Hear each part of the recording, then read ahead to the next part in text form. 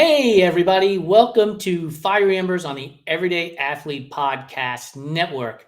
This is a show about nothing. So you could consider this the Seinfeld of running podcasts, where I chat with my guests about everything and anything and nothing all at the same time. We will dabble in some running or some swimming or some cycling. But really, it's not about paces. It's not about mileage. It's not about the metrics that we often discuss. It's about getting to know the person behind all of those miles and metrics and everything we love. Today, I'm going to be joined by Karen Hansen, who we just featured on our How It All Started story on runtrymag.com. That was written by Dylan Roche, so make sure you go check it out. So before I bring Karen onto the show, please do me a favor. Be sure to subscribe, rate, and review the Everyday Athlete Podcast Network. We're on your favorite podcast platform. If you're using Spotify, leave us a comment.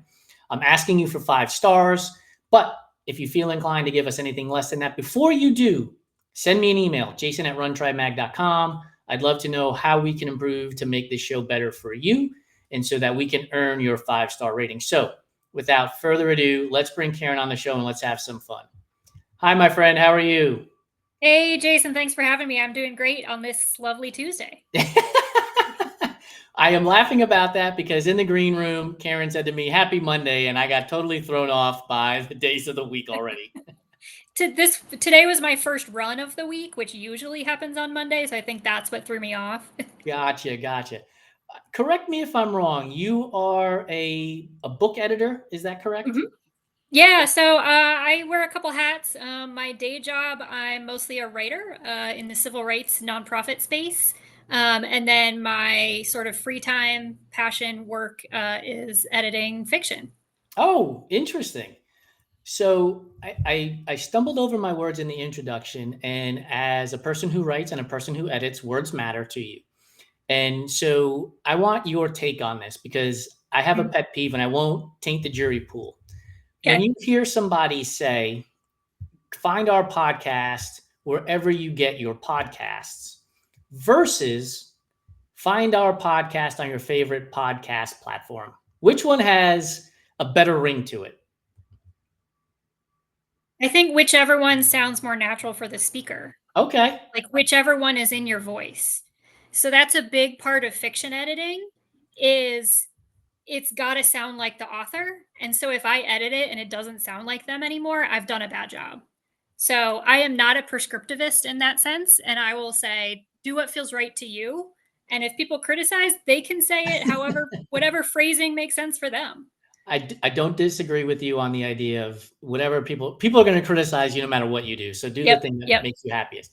For Do you me, have a strong opinion on I that? do. I have a very strong opinion on this because when somebody says wherever you get your podcasts, it sounds like now I have to go do work to go find wherever I get my podcast, as opposed to Fair. the person who says on your favorite podcast platform, because now like favorite brings happiness and joy. And I know Yeah. exactly where I'm going to go. And I want to go hang out with you because you told me to go to my favorite podcast platform. Counterpoint, wherever you get your podcast implies that you can use more than one. That is true. I don't know if anyone does that. I'm trying to think now. Do I I do. use more than one podcast platform? Yeah, I probably do actually. There are different ones I get in different places. Yeah, I do, but mostly because of the business, right? Like, Yeah. I want to hear what it sounds like on Apple. I want to hear what it sounds like Yeah. on Spotify. And then when I'm on Spotify, you get the recommendations. When you're on Apple, you Yeah. get the recommendations. So, for example, on Spotify, I listen to Borderlands, which is run by Josh Rosenthal, who I just absolutely love his business mindset. I love what he does with Borderlands and the Wilder app, and kind of follow his lead a little bit. He's one of those people who is blazing paths in the world of media and endurance sports. And then I've added that to my list, and I will listen to it on my favorite podcast platform. Perfect. Simultaneously, I listen to South Beach sessions. So if you're into like stories and great journalism, Dan Lebitard is the host of South Beach sessions. And the way he asks questions, I try to emulate what he does and Yeah. creates conversation with his guests. So he's talking to professional athletes, movie Yes. actors, actresses, uber famous people, right? But he makes them human. He doesn't allow them to wander off into the world of fame and fortune. He keeps them grounded, which I Yeah. think is fantastic. Interviewing is such a skill. Like I have worked in journalism before and that was always something I like felt like was not my strength. Like it's a challenge. Yeah, it is. It's funny because, I think I have recorded over 300 podcast episodes at this point and done 400 stories on our website. And people are often asking me, can you send me a set of questions that you want to cover? And I'm like, I don't know the answer to any single question you're going to ask me. So I don't want to do that. Right. Like Yeah. I'd rather follow up your answer with a question based on your answer than to be like, that's a fantastically in-depth answer. I'm moving on to this next topic that has nothing to do with what you just said. Yeah. It's got to be a conversation and not just like bullet points. Yeah, exactly. Yeah. So again, this is a show about nothing when it comes to endurance sports, and we just covered a whole bunch of nothing when it comes to the world of endurance sports with podcasting and interviewing. But I want to ask you this question because you are a runner, and I've asked this of people in the past who are runners and tying it into just something completely insane. Do you think that you could outrun a horned frog? Those things have to be pretty little, right? Yeah, they're tiny. They're really tiny. But they're probably, and I don't know this offhand, but they're probably one of those animals that can jump like many times their own like body length in one leap. I'm just guessing. I don't know. I'm no zoologist. But I'm going to go ahead and say yes, and here's why. From my non-expert perspective, I think I can be more strategic than this little froggy. And I don't know, it's probably gonna like bounce around. Like it's a prey animal, probably. So it's probably gonna like try and be evasive. And I think I could be strategic uh in this race and get to the destination or the finish line faster. I think one of my favorite things about this show is the in-depth in which people go to answer these questions that are completely insane. So a horned frog can run, shall we quotes, as fast as 5 miles an hour. So Okay. if you can run an 11:59 mile, you will beat the horned frog in a 1 mile race. I've got it. Maybe not today. I am not cleared by my PT to run a full mile at once yet. But yeah, I Soon think in enough. general I could do it. Soon enough, you'll be there, and we'll Yes, be at the finish line with a medal for you, and not allow the horned frog to capture the finish line tape beforehand. I'll take it. So let me ask you, speaking of finish lines and tapes, if you could pick a place, money is no object. We fly you there, we put you up in accommodations, we take care of your meals, we take care of everything for you. Where is a place you would love to cross the finish line and why? And it doesn't have to be a Oh, specific race today. You can make up yeah. your own race.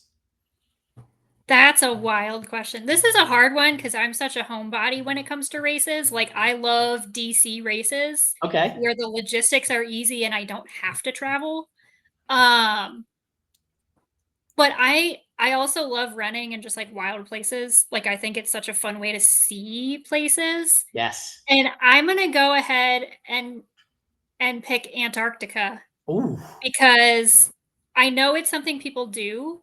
Um, and I know the logistics are crazy, but if it's being handled and I get to run anywhere, especially if costs are covered, I that's just like that would be a story of a lifetime to say like you ran in And Antarctica. Antarctica is the place where there's never any darkness, right? I Yeah, believe. presumably. I mean, like North Pole, South Pole. Yeah. Yeah, it's Could you manage, quite a like, how lot. do you handle that? Like, I would have so much trouble with that. Like constant daylight. I would be so we were confused as to what day it was. That's Yes. Yeah, you'd need blackout curtains for sure. Although I don't know if you would stay that long. I yeah, feel that's like you'd true. just fly in and run and fly out. And I think the key would be keep it easy enough you don't get sweaty, because then you'll get cold. Yes. So I think that would be a challenge. So let me ask, so what's the distance you want to run in Antarctica then? If you want to get Oh, in and out. So I'm presuming it's not a 200-mile race, which is going to take days. yeah, no, that would be more like that would be the trek. Self-supported 200 miles in Antarctica, like with a sled behind you and all your supplies. Uh, Maybe not. But I if I were in shape for it, I'd be like, let's just do a 26.2. There you go. Like knock off a continent for a marathon. I just interviewed Elizabeth Osers for a show, and they told me that they actually did a race where you pull a sled. They live in Wisconsin, I believe, Nice. and I love right, Wisconsin. like I just love like the banana shit that people will Yep. do. I think Yep. it's fascinating, and it removes like this idea of gatekeeping, right? Where you're only a runner if you run marathons, or you're only a triathlete if you do an Ironman. Like I have zero desire to run in the snow in Wisconsin pulling a sled, but that sounds like a blast to cheer and pace or crew for, not necessarily pace, and yell for people as they finish. Like that would be a blast Yeah. to me. Oh, that sounds like so much fun to me. I love winter running. Like cold running, I will take it any day. I'm a January baby and I'm a Scotty myself. I've never heard of the sled thing, but like add a little strength to your cardio. Sure, Yeah, I'll give it a go. I'll have to look it up. I'll ask them what event it was. I'll send it to you. If you ever head Yeah. back towards Wisconsin, you could look it up and get in it. I am anti-cold. Like I am Puerto Rican, so Caribbean, and prefer the heat. Even Yep. though I grew up a born and raised New Yorker and had to deal with the winters in the Northeast anyway. But give me that heat. So when you run in the cold weather, what are you warming up with after you're done running? Are you going like to soup, coffee, tea? Um, what are you drinking? Well, how are you warming up after that cold run? Coffee with a little shot of something in it is usually the way to go. Yeah. A little Yeah. Irish Got to spike coffee, it a little bit. Warm yourself from the inside. Irish coffee, some Jameson in Yes. there, whipped cream on top. Oh yeah. Oh yeah. And then the key is a shower that is so hot it feels cold. Yes. Yep. I, Yep. Let me ask you a question. Are you the kind of person that immediately jumps in the shower after their run, or do you need to like cool down, cool off before you get in the shower? You know, I used to be like in the door in the shower kind of person. And as I've gotten older, I've gotten a lot more relaxed about that. Now in the summertime when it's hot, like I gotta let the sweat dry a little Yes. bit. Yes. Otherwise it's just like slimy and it's like, Yes. whoa. So yeah, Preach. I definitely like sit down. I have like an old beach towel that I put down on my chair so I don't get it all Yes. sweaty, and have that second cup of coffee or that protein shake or whatever. And like, yeah, give me 20 minutes and then I'm ready for that shower. I find if I jump in the shower immediately after running, I'm just perpetually sweating all throughout the rest of the day. Like I didn't allow Yep. my body to cool off. And it doesn't matter. It can be a cold shower. And I still feel like I'm just constantly sweating the Yes. rest of the day. Yeah. Yeah. It's, yeah, you got to take that little break. And then like for the ladies, it like allows your sports bra to dry off a little bit. Cause Okay. let me tell you, like peeling that off at the end of the run is like the hardest thing in the world, except for when you're on a run and you have to stop in the porta potty and you have to pull down and then back up your sweaty shorts. That's worse. But yeah, dealing with the sweaty clothing, it got to take a second. I tell you, like men, you have no idea how easy we have it. Like seriously, we have it so easy. Like we complain about all kinds of shit for no reason because we have it so easy. The world is designed for men. It really Yep. is. And Yep. we don't have to deal with taking sports bras on and off after a hard run. Like I mean, Uh, men are running shirtless, right? Like it's amazing the complaints from the men. So men, stop complaining. We got it easy. Good grief, yes. Meanwhile, we're over here working on like shoulder mobility. dexterity. Yeah.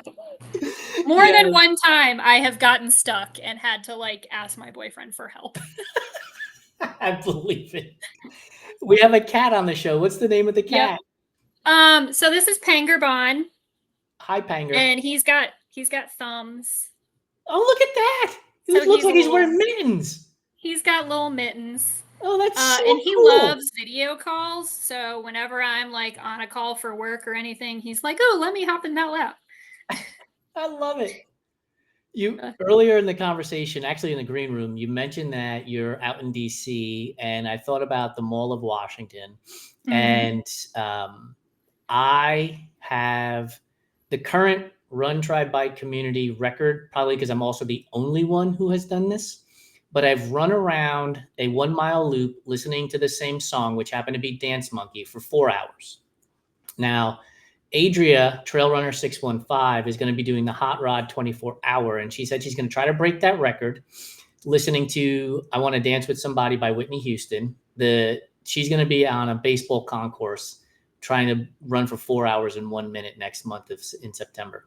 So the challenge to you, if you had to run around the mall in Washington, so you're just going to be seeing Lincoln and Washington Monument back one after the other constantly, what song could you listen to, only that song, for 4 hours and 1 minute and take the record in the Run Try Bike community?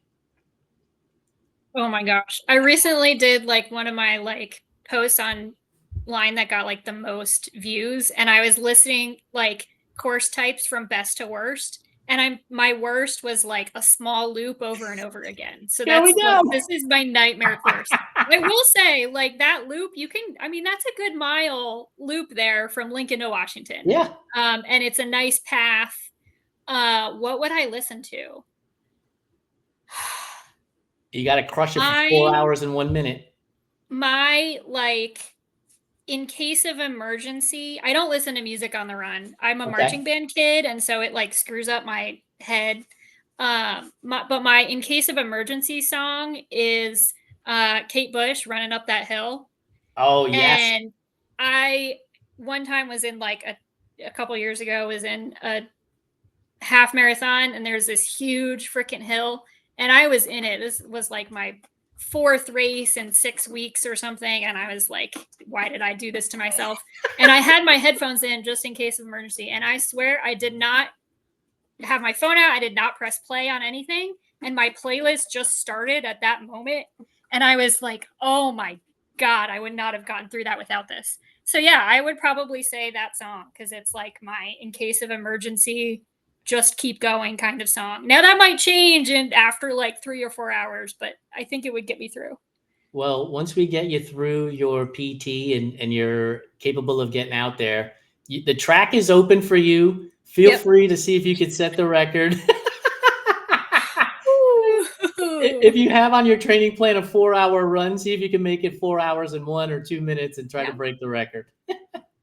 I mean, I may. I'm theoretically on the dock for Marine Corps in October. There you go. So assuming I'm good to go, we're going to have a couple long runs, and usually hit them all at some point. So we'll see.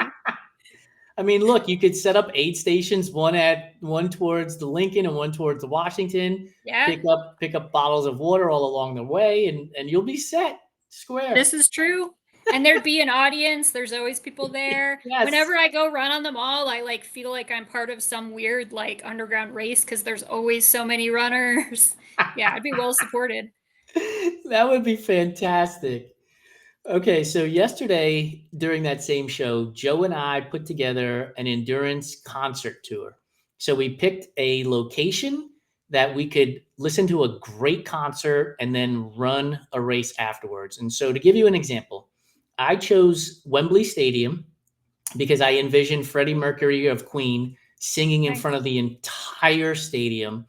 And that got me fired up. And there's also a race called the Spine in the UK, which is an ultra trail run, which is superbly hard.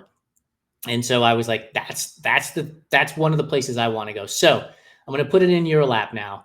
A location that you could get in a great concert as well as a great endurance sports event. And that could be a swim, that could be a bike ride, that could be a triathlon, that could be a run.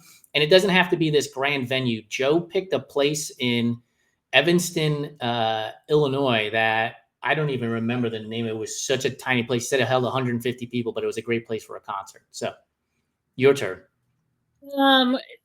What came to mind immediately, in a place I've never run but would love to, Red Rocks. Yes. Like, talk about awesome nature-y concert venue. And my geography is like super poor, but there's gotta be some great it's running in around there. Yeah, I figured. Where else are there like lots of red rocks and presumably many trails, which I'll admit I'm not like much of a trail gal. My hand-eye coordination is like not that great. But I do love hiking. So I could see doing like a whole day long, super intense hike and then just like chilling at Red Rocks with some beer. You probably need some like almost some like bluegrassy or folk type of music in that venue, I'm thinking, just spitballing. But yeah, that sounds like an ideal like run hike vacation. I love that you picked Red Rocks and I love that you picked bluegrass bluesy, and I'll tell you why. So Joe and I left Red Rocks off the list purposefully because we wanted to dig a little bit deeper with each other. But Will Eady, who goes by Runs to the Left on Instagram and Threads, was on the show with us. He was on Instagram and he was commenting and he picked the Red Rocks. And then what we also chose was you have to pick musicians to go see at these venues. And so Joe picked Billy Strings, which goes right into your bluegrass concept, as well as OAR. And I picked Maroon 5 and Lenny Kravitz. Nice. As people to go see, musicians to go see, artists to go see. And so now that we're at the Red Rocks and we're going to go do some dirt trail, hike, run with you, Karen, who are we listening to while we're at the Red Rocks? And Billy Strings is taken. He's booked now on Joe's concert tour. That's an easy answer too. It's got to be North Mississippi All-Stars.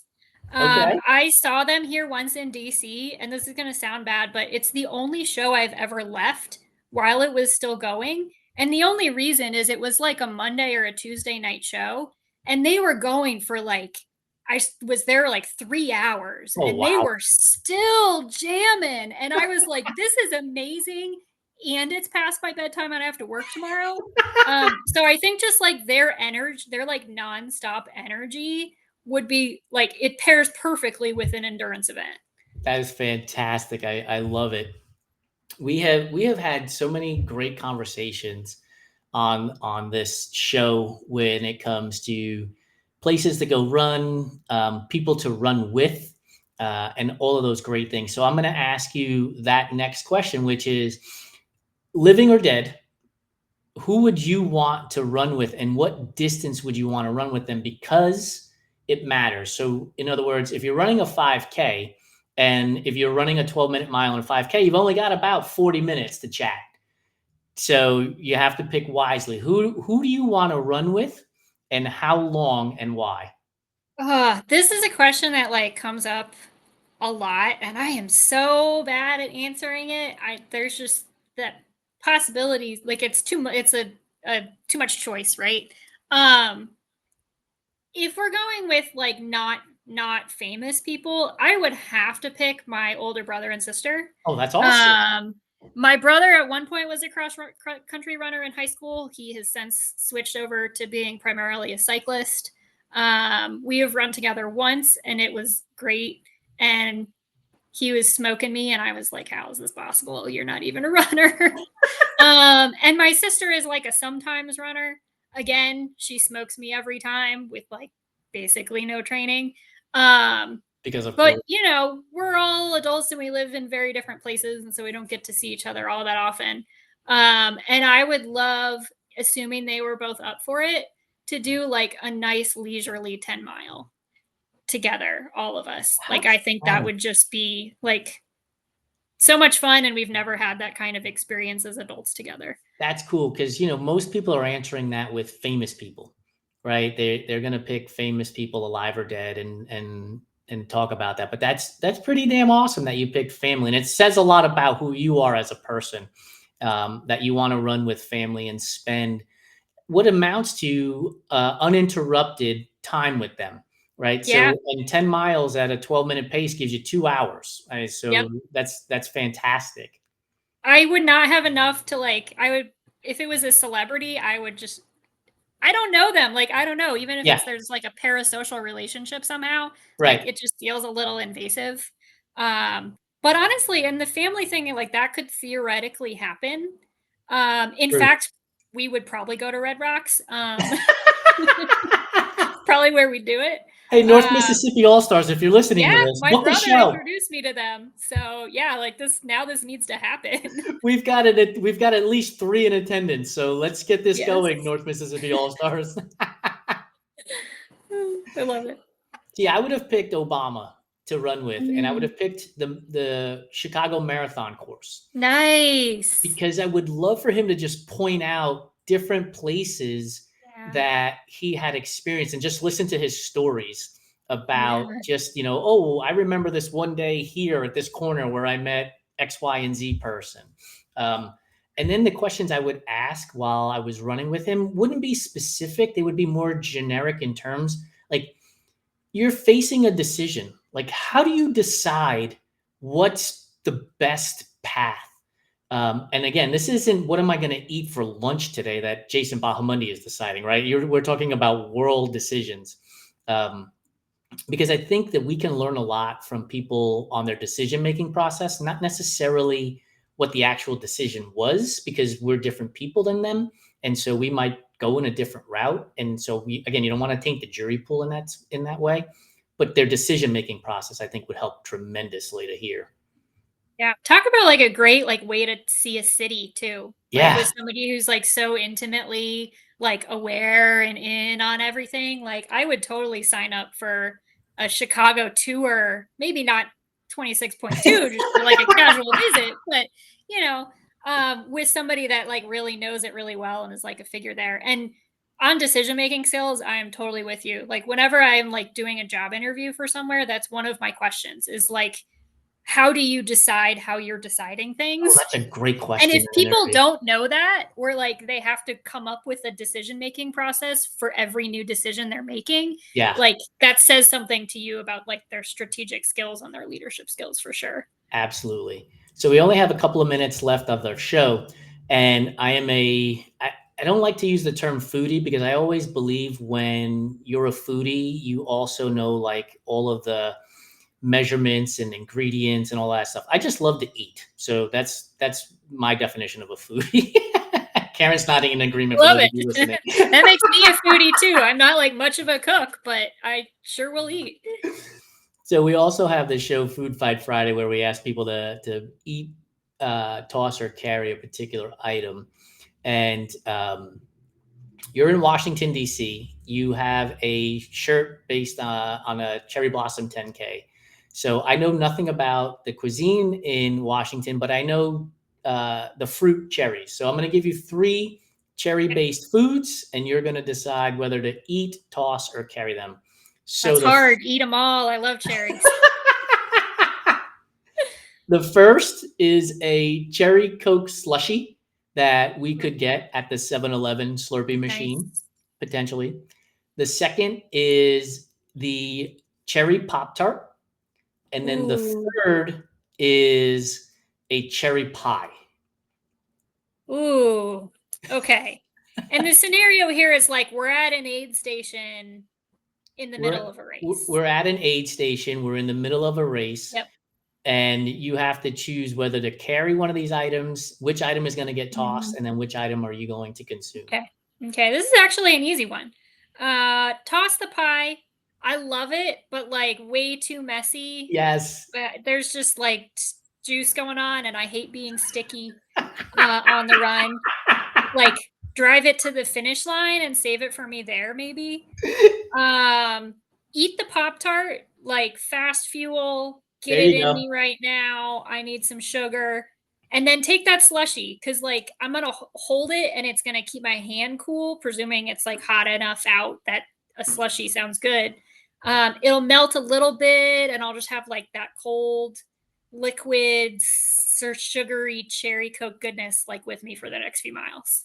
So when we play the game, Adam and I are always talking about how we might need to use something as a weapon or as a distraction as the Ooh, carry piece, right? And so my throw that first thought, pie. yeah, you could throw the pie, absolutely. So carry with you, throw it and then I thought, well, what if it's a trail run? You could leave it out for the bear, and then this way Mhm. you don't have any issues there. But that being said, I'm with you. Like if I'm carrying a cherry pie, inevitably I'm going to drop it by accident or I'm going to spill it on myself. And Yep, yep, I am anti-sticky too. Like there are napkins all over our apartment. There are napkins in our car everywhere. Like anytime anything touches my hands, I'm like yep, immediately wiping them down. So I'm yep, leaving the cherry pie as well. I'm absolutely inhaling the Pop Tart and I'm looking yep, around to see if I could take all the rest of the boxes too, so that I can keep eating them. And then I'm taking the Slurpee slushy with me because you're going to have to hydrate and get some sugar mhm, in you. So it's the kiddo version of a Gatorade electrolyte drink for us on the course. yeah, perfect, perfect. Karen, thank you so much for joining me. I really appreciate your time, and thank you for sharing your story with Yeah, Dylan so that we could put it on our website and share it with our audience. It was a great story, and I really appreciate you. it's fun to talk about running. I could do it all day. I wish I could do it more than I get to. Have a great one. Thank you so much. Thanks, Jason. Have a good one.